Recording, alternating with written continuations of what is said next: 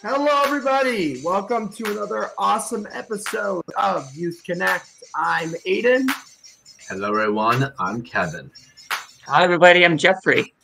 And welcome to our Youth Connect. Yeah. Hello, everybody. Welcome to another amazing Friday for another awesome episode of Youth Connect. I hope that you guys are all excited for something awesome, something fun, something new. We got a lot of stuff to share, a lot of interesting things that are going to be quite intriguing. So I hope you guys are ready. For those who don't know, Youth Connect is a news, interest, entertainment show that is more than just sharing stories, and we are working at creating a platform of inclusion and acceptance, one episode at a time. On top of that, we are advocates for all abilities, and as broadcasters and entertainers, we want to be including opportunities for acting jobs, writing, chefs, speakers, artists, and even musicians. You know what they say, if you tell us about it, we want to at least try it once. All right, I think that Youth Connect is going to be a show that you are going to love. And if you know Youth Connect, or if you don't know what Youth Connect is and it's your first time watching, our first thing that we always have to do is some gaming news.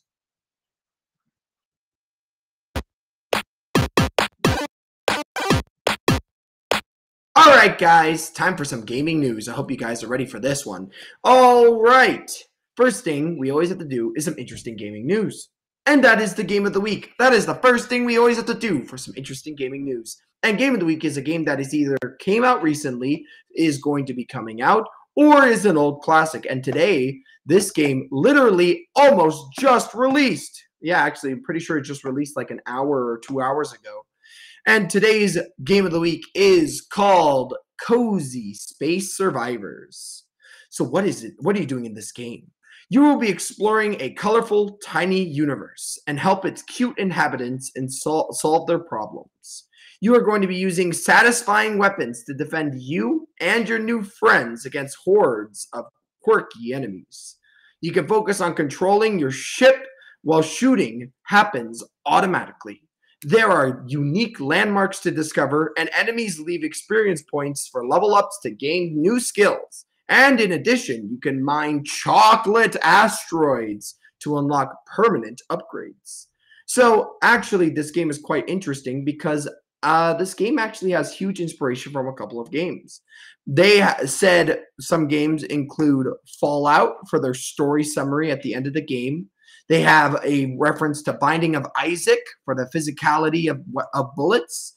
Vampire Survivors, which I will be talking about next week for the general and simple gameplay, and Into the Breach for the little NPC dialogue, which adds so much to its atmosphere. So what is this game? It is a short 2 to 4 hour game, no filler content, and made with love. And you can unlock permanent upgrades with chocolate. You can meet cute characters with small little quests and satisfying combat thanks to its boom and other cool effects made by the creator. This game is awesome. It looks like if I was to take the old classic game Asteroids and give it a fresh coat of paint and add some NPCs in here, add some quests, and make it an entirely different game. This game looks incredible, guys, and you can make your own spaceship. How cool is that? Oh, I'm going to have to check out this game.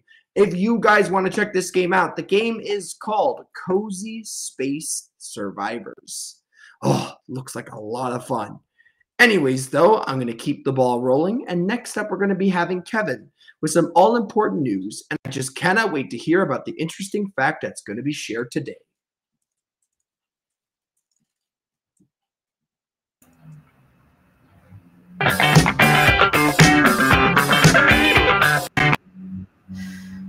Hello, everyone. Welcome to Youth Connect News. I'm your host, Kevin Aruja. So let's get right into the headlines. The provincial by-elections being held in two Ontario ridings, one race quite uncompetitive. The Shake Shack shares plan for the first Canadian locations in Toronto. The Loblaw CEO on Canada Grocery Code of Conduct. And Toronto Maple Leafs beats down Bruins with the score of 2-1 to force Game 7. It's by election day in two Ontario ridings, and one of the race appears to be quite competitive. The polls and observers suggest the progressive Conservatives and Liberal are neck in Milton, just west of Mississauga, while the Tories and larger expected to hold onto the southwest Ontario riding of Lambton, Kent, Middlesex. Milton has been vacant since Cabinet Minister Parm Gill resigned in February to join the Federal Conservatives. In Milton, Eddie Strachan is the NDP candidate and Kyle Hutton is running for the Greens. Ford paid Milton a lot of attention during the by-election and then led up to it with announcements on GO Transit service on Highway 413, and has been many cabinet ministers and other caucus members canvassing there. While a Tory loss in Milton would not affect Ford's majority, the party already lost a seat in a by-election last year that had been held by another cabinet minister and doesn't want to repeat. For the Liberals, by-election marks the first real test for Bonnie Crombie, who was crowned leader in December, and the former Mississauga mayor then decided against running for the Milton seat herself. The Shake Shack crosses the border into Canada later this year. It will make its debut in one of the country's most prominent intersections with a menu large borrowly from what it serves in the US. The fast food company first Canadian location will take over the northeast corner of Yonge Dundas Square in Toronto with a 5,500 square foot space once home in Adidas. The restaurant will offer a window into how Toronto-based private investments from Osmington Incorporated and Harlow Entertainment Incorporated intend to replicate the New York-based brand across Canada when they have said they will open 35 locations by 2035. Billy Richmond, Shake Shack Canada's business director, said a Toronto location will open early this summer. Most of its offerings will be recognizable to those who have tasted Shake Shack in other countries. That means Canadian diners will be able to get their hands on Shake Shack's burgers, crinkle-cut fries, and hand-spun milkshakes. The company hasn't yet to settle on prices. The Shake Shack's Canadian debut comes as several other fast food chains plot expansions in the country. Inspired brands will bring sandwich chain Jimmy John's to Canada soon, while Redberry Restaurant is plotting to open more than 300 Jersey Mike's locations in the country by 2034. Askware's next location will open after Yonge Dundas Square, Richmond, Denver, saying, "We are really excited in time to be expanding across the Greater Toronto Area, Ontario, and the other provinces." The Loblaw's company, Land Trademark, new chief executive said he was cautiously optimistic that the company will be able to come to an agreement on the grocery code of conduct. The grocer has been one of the two major holdouts on the code, which is intended to promote fair dealings in the industry. Loblaw and Walmart Canada previously said they couldn't sign the code as draft because they were concerned it would raise prices for consumers. Dang Tall analysts on the call that a company has been working in recent weeks with a committee creating the code. The code is meant to be industry-led and voluntarily, but the federal government has indicated as open to make it law instead of the major players won't all get on board.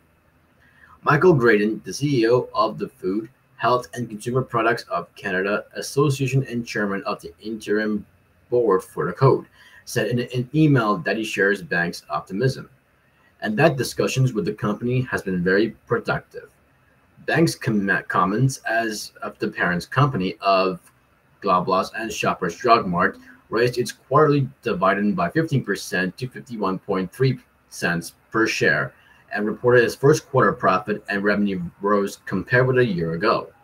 The retailer says its profit available to common shareholders increased almost 10% over a year to $455 million, or $1.47 per diluted share for the quarter's end on March 23rd.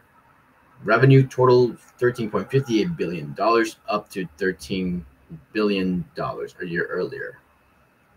The quarter, the company launched mobile phones planned under the No Name brand.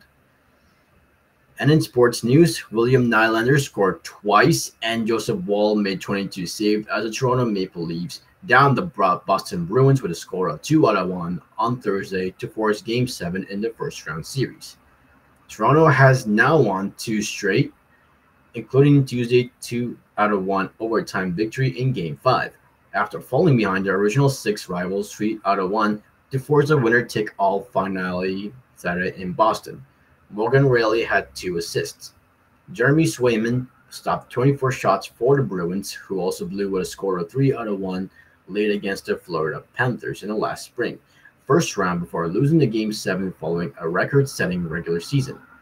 Morgan Geekie scored Bruins' Wall's shutout with a 0.1 seconds left.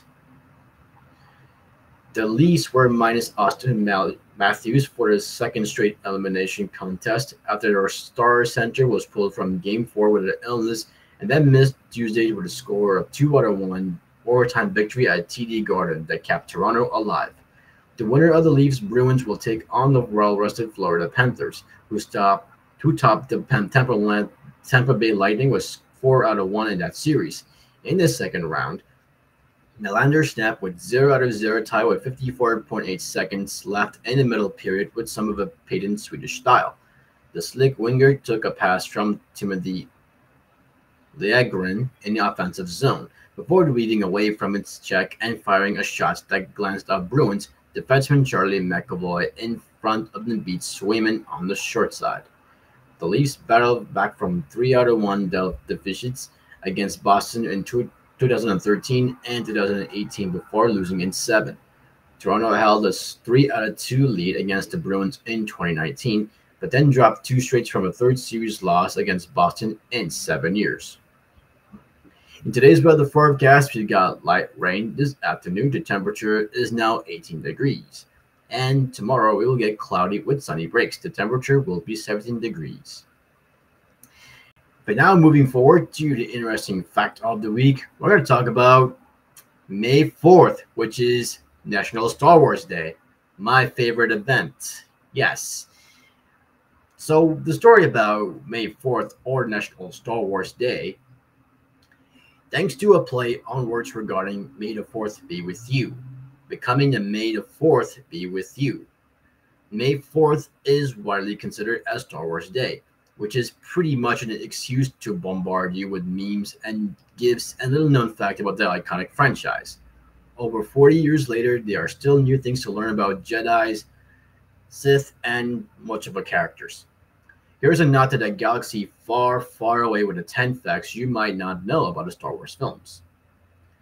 So the 6 facts about Star Wars. Turns out that Anakin Skywalker's lightsaber, the one used by Luke in A New Hope and Empire Strikes Back, was made not so long ago in a galaxy not so far away. A few years ago, a sharp Star Wars fan named Pablo Hidalgo was watching Star Wars Episode 5, which is The Empire Strikes Back. At his place, he saw the word New York on the bottom of Luke's lightsaber and shared it on Twitter. More digging shows that the film's set creator, Roger Christian, made the prop, which is first of 1977's Episode 4, A New Hope, from old camera parts he found in a vintage photo shop in London, said the George Eastman on Museum. Number 2, after being all the first 3 movies, this thing become a fun signature line for the people making the movies. They put it in every Star Wars film. This thing is also one of the most well-known for the movies. It's not just in Star Wars, but also the other stories made the same company, and even in some not at all. In Star Wars Episode 8, The Last Jedi, for the first time in line, they have a bad feeling about this. is not in a usual way. But the director, Ryan Johnson, said in the line it's still there, in the line at the resistance based in the car, which is BB-8 who says it, but he doesn't use the regular words. General Leia agrees and says, I am the droid on this one. The third fact is Ben Burtt, famous for his sound work, made the Wilhelm scream well known for his first Star Wars movie in 1977. According to the interview with Burtt, it was after a character, Private Wilhelm. From an older movie, he used his scream in all the first Star Wars movies. The first time we hear, which is one of stormtroopers falls and dies on the first Death Star, mostly in Star Wars films. In the film series, according to the Screen Rant, Star Wars creator George Lucas showed up once, which is the fourth fact. He plays a Senate member in Revenge of the Sith, which is episode 3 in the series. Lucas can be seen from just a few seconds, but it's easy to miss him if one of them doesn't know and when to look, or where to look. Lucas plays Baron Papanoida in the film, who is a blue-skinned Pantoran Senate member. Lucas says this is his only short visit in all the movies. The fifth fact is, in one of the early drafts of the Star Wars scripts, Luke Skywalker was originally going to be turned over to the dark side to defeat his father, Darth Vader. This scene was scripted in a way that Luke would defeat Darth Vader after threatening Princess Leia to save her. According to the book by the making of Star Wars The Return of the Jedi, George Lucas pitched it to the co-writer Lawrence Kasdan. Luke takes Darth Vader's mask off, but the mask is the very last thing, and then Luke puts on that it says, "Now I am Vader." Lucas decided to go in a different way, feeling that Luke going evil was way too dark, since the Star Wars franchise, which is for kids. And the last fact is, in The Empire Strikes Back, the heroes in the Millennium Falcon face an asteroid field to invade an Imperial Star Destroyer. To create the asteroid models in the background, potatoes were attached to the rig and filmed using a blue screen. Similarly, in Return of the Jedi, visual effects supervisor Ken Ralston added new unconventional items like this antenna shoe, yogurt containers, and wads of gum to represent fleets of the ships in the background during the Rebel ship attack on the Death Star.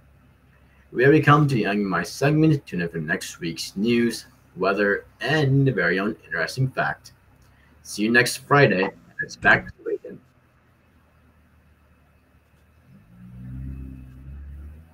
Now, a lot of people say that May the 4th is definitely not considered an official holiday, but I know a lot of Star Wars fans definitely consider it an official holiday, even though that they don't technically get the day off on May the 4th. Technically they are going to be taking the day off, but I guess if you're working on Saturday, you won't. But interestingly enough, did you guys know that Cinco de Mayo, whatever you want to call it, is on May the 5th? So on Saturday, we have Star Wars theme, and then on May the 5th, we celebrate Mexico's victory over the Second French Empire. So, you know what? I am looking forward to all of these events. I can't wait for the Star Wars-themed foods that are going to be coming around, and I can't wait for the Cinco de Mayo sales, and maybe even get a burrito on that day, because you know what? They definitely have those sales. Jeff, are you going to get a burrito during May the 5th, during Cinco de Mayo? Probably not, but I think my parents will. I'm assuming, Kevin, that you're a huge Star Wars fan, as I could tell, right? Yes. Are you gonna plan like this Star Wars party tomorrow, or what's happening tomorrow? Are you planning anything? I might revisit some of the classic video game, which is based on Star Wars, which is original Star Wars Battlefront. You know what? That sounds like an awesome idea, and it's on a Saturday, so you can chill. I like the ideas. Thank you so much, Kevin. This is information that we need, because I didn't even know that May the 4th was coming up. I thought we were still in June. Phew! Thank goodness for Jeff. Thank you, Jeff. Thank you, Kevin. Oh my gosh, thank you so much for the talk about it. Without that interesting news, without our kind of like our general news from Kevin. We definitely wouldn't have known about the weather. We definitely wouldn't learn about the sports, and we definitely wouldn't hear that interesting fact that's always shared from Kevin. Thank you so much, Kevin. And thank you so much, Jeff, for sharing your insight on it. Mm-hmm. All right, time to move on to our second gaming news. So I'm going to take off my headphones because this is going to get a little bit serious here. So I was going to do a good story gaming news when I came across a gaming news that I thought was very, very serious. And actually, my friends were affected by this news, and this is why they stopped playing.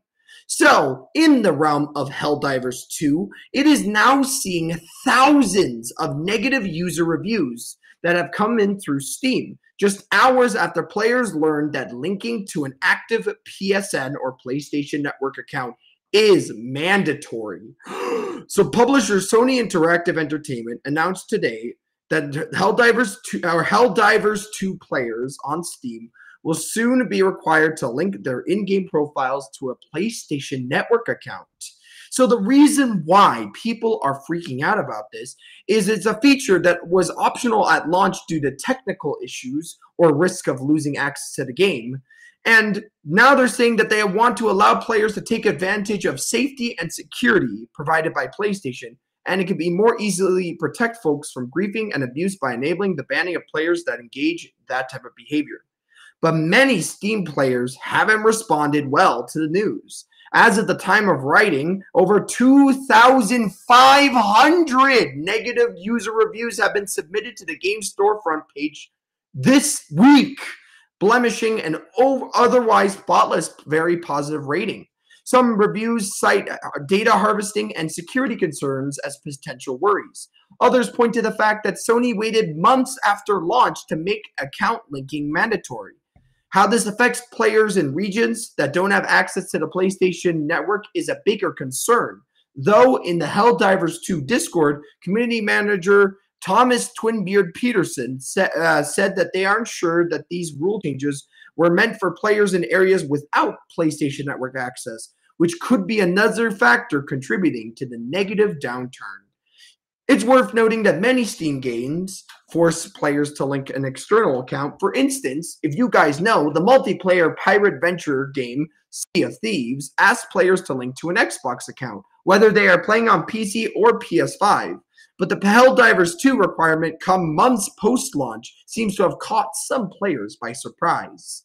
Now, to be honest with you, I do see what they're trying to do. They are trying to make sure that the game is more safe.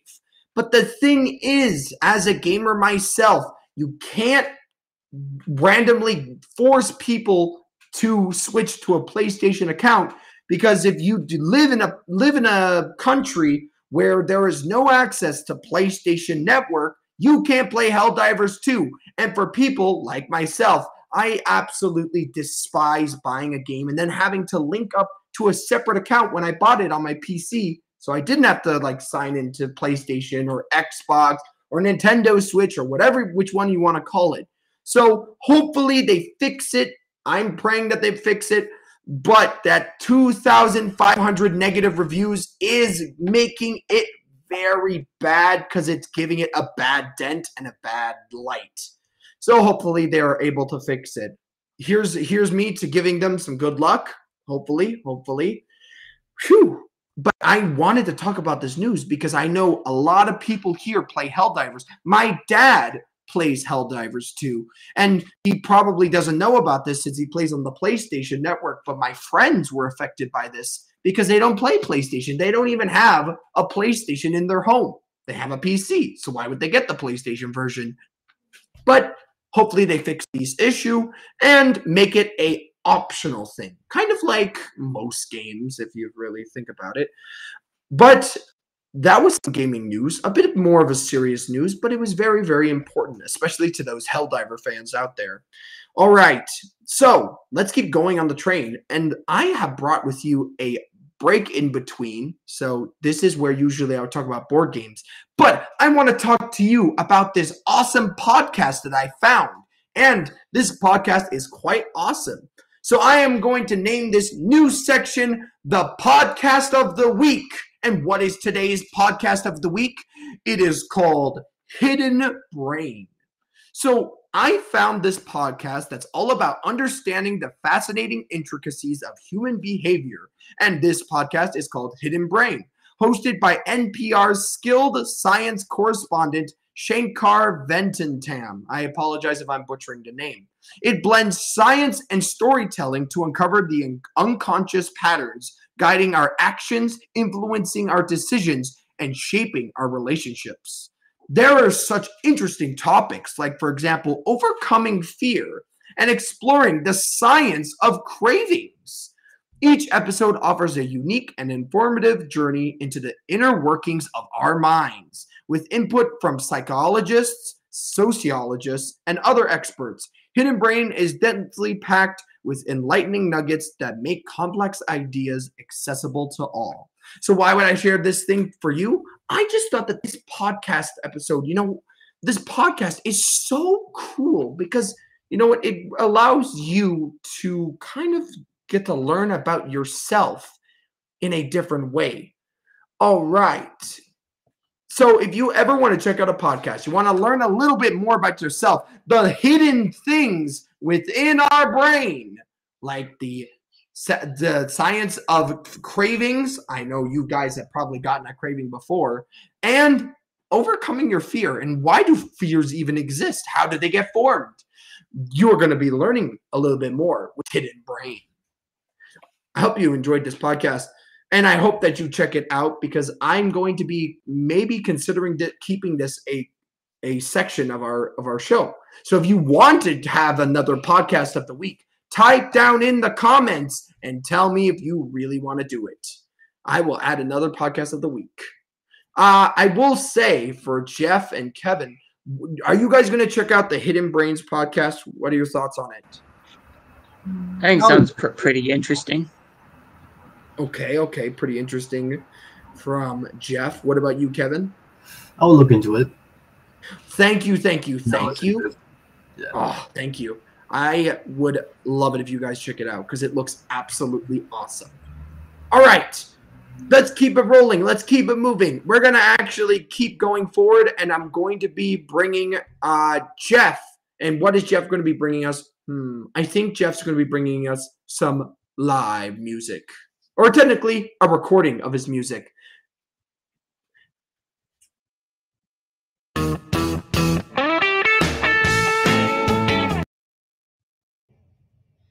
Hi everybody, it's Jeffrey, and it is that time again to bring you some music, some love, some peace, and I'm going to be playing Could You Be Loved by Bob Marley. So hope everybody's ready to get up and dance. Here we go.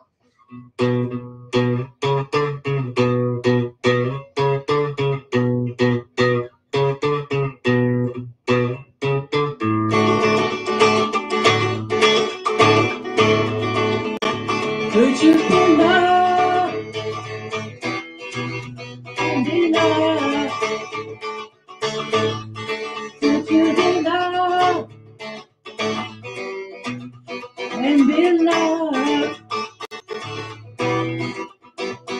Don't let them fool you.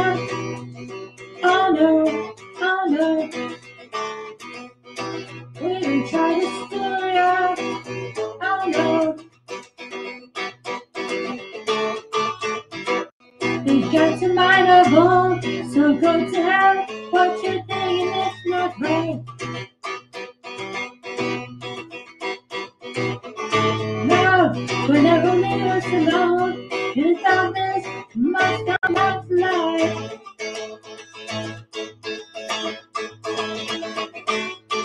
Could you be loved and be loved? Could you be loved and be loved?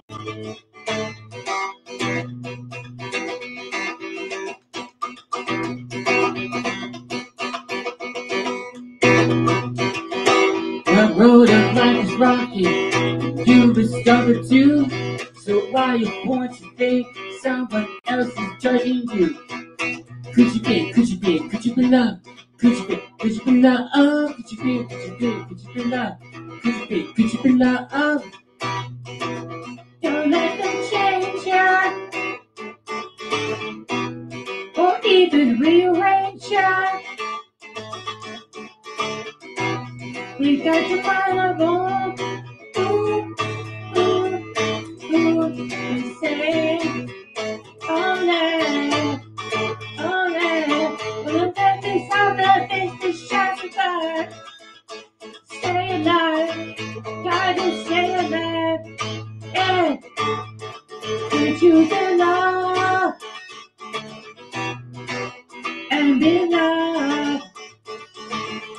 Could you be loved and be loved?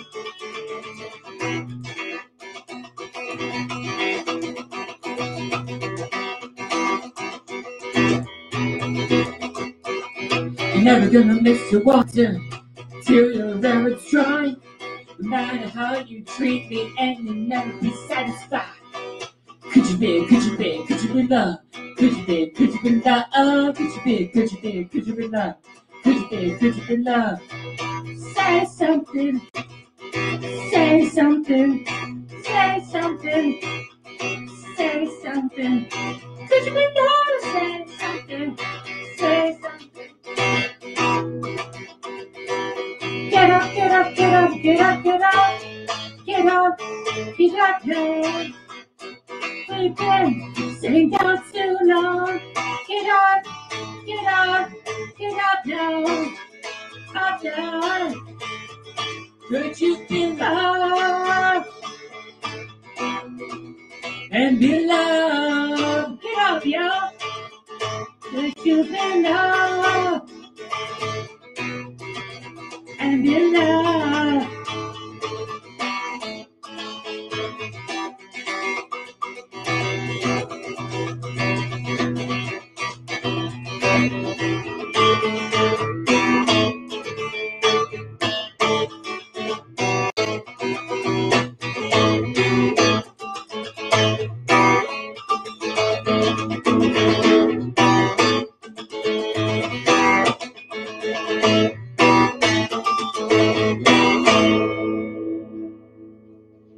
Thank you, everybody. This is Jeffrey, your live musician. I'll see you all next week. And make sure to check out my website, jeffreydem.com. Anyways, back to you, Aiden. Bye, everybody.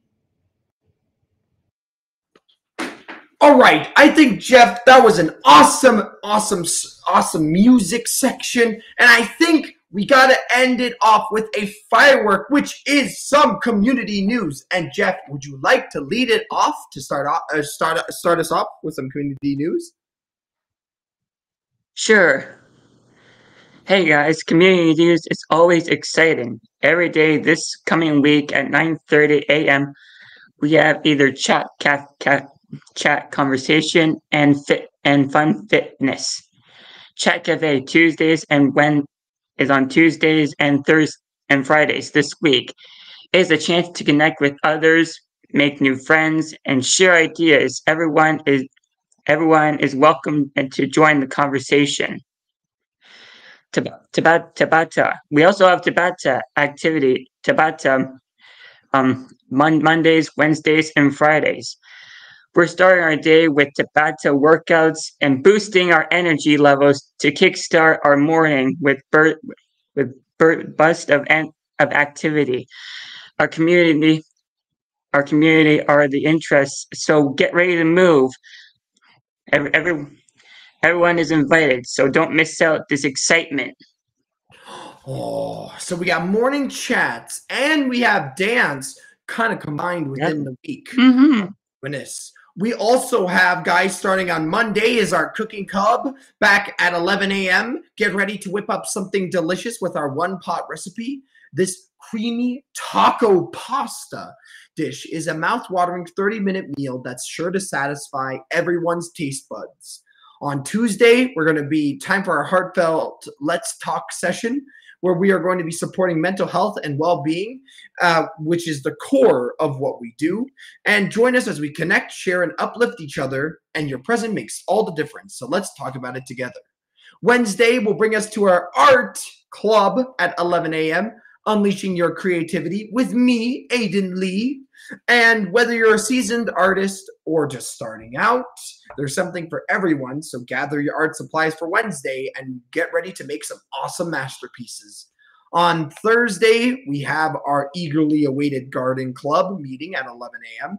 From planting seedlings to reviving existing gardens, there's plenty to discuss. And join us as we share tips and tricks tailored for disabled gardeners and to ensure our gardens thrive this year. Together, we can cultivate something truly beautiful.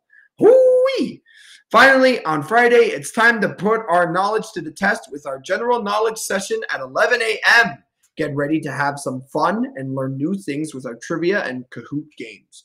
Who will emerge as the trivia champion? I won't know. You'll have to come on Friday at 11 a.m. Join us to find out, and let's celebrate our collective knowledge. So mark your calendars, guys. Gather your enthusiasm and join us throughout the week for these engaging and inclusive events. Together, we'll grow, we'll learn, and we'll create memorable moments. I can't wait to see you there. Anyways, though, this reaches the end of our Youth Connect episode on Friday. I hope that you guys liked it. If you did like it, make sure to like, comment, and subscribe. And don't forget to click the notification bell.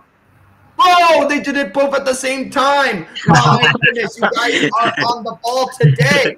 All right, guys. I hope that you had a really fun episode, and we will see you all next time.